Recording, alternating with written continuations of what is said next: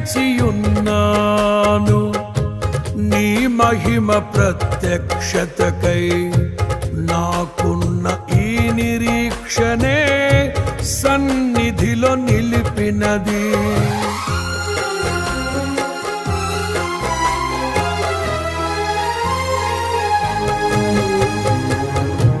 నే వేచియున్నాను నీ మహిమ ప్రత్యక్షతకై. నాకున్న ఈ నిరీక్షణే సన్నిధిలో నిలిపినది.